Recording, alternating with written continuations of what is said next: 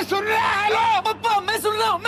अरे गधेड़ा तू नहीं रे। नमस्कार साथियों, स्वागत है आप लोगों का हिंदुस्तान के रंग हजार पे। आज के इस विशेष सेशन में हम लोग चर्चा करने वाले हैं हमें फिर से क्या हुआ है कि हेलीकॉप्टर और एरोप्लेन के बीच में टक्कर हो गया। ऐसी घटना 2001 ईस्वी के बाद सीधे 2025 ईस्वी मानी 24 साल के अंतराल में देखने को मिलता है। लेकिन यह जो घटना है वो पूरा झकझोर कर रख देता है पूरा दुनिया भर के सभी देशों में, क्योंकि इतनी बड़ी घटना आज तक अमेरिका में 2001 के बाद घटी ही नहीं थी। अब अमेरिका को समझ में नहीं आ रहा है कि यह साजिश है या तो फिर ये नेचुरल फेनोमेनन है, यानी प्राकृतिक रूप से ये घट गया है। अब ये इसके पीछे हम लोग आइए समझने की कोशिश करते हैं कि कितना जान माल की क्षति हुई सबसे पहले, और दूसरा इसका मुख्य रीजन क्या है। सर, प्लेन में लगभग 60 यात्री सवार थे, इसके अलावा 4 क्रू मेंबर थे, 3 अन्य कर्मी जो होते हैं वही लोग सवार थे। टोटल 67 लोग सवार थे जो अपने फुल कैपेबिलिटी के साथ लेकर वो उड़ रहा था।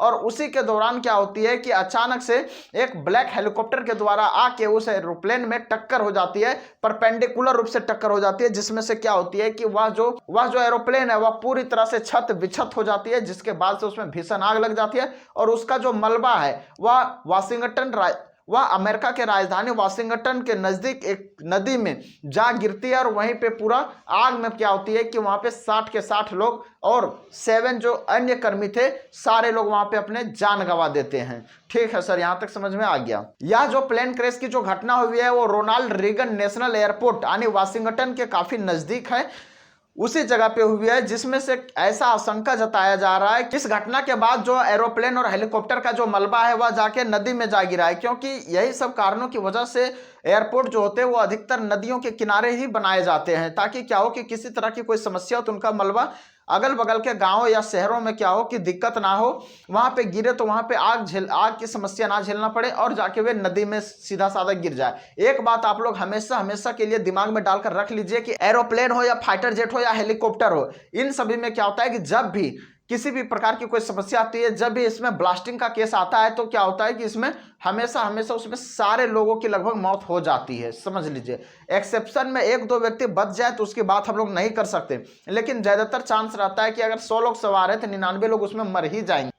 इस घटना के पीछे जानकारियां यह निकल कर आ रही है कि अमेरिका के राजधानी वाशिंगटन के नजदीक जो रोनाल्ड रीगन एयरपोर्ट है उसी के समीप क्या था, एक सैन्य अभ्यास कैंप लगा हुआ था, यानी वहां पे सैनिकों का अभ्यास करवाया जा रहा था। जिस प्रकार से क्या हुआ कि जब वो फाइटर जेट उधर से उतरने के लिए रोनाल्ड रीगन एयरपोर्ट पे आ रहा था तो उसी क्षण क्या हो जाता है कि उधर से ब्लैक हेलीकॉप्टर को उड़ा दिया जाता है और उसी से टक्कर हो जाने के बाद से क्या होता है कि इतनी बड़ी घटना का अंजाम दिया जाता है। अब आप लोगों के मन में एक सवाल उठता होगा, क्या इस घटना को जानबूझकर अंजाम दिया गया है?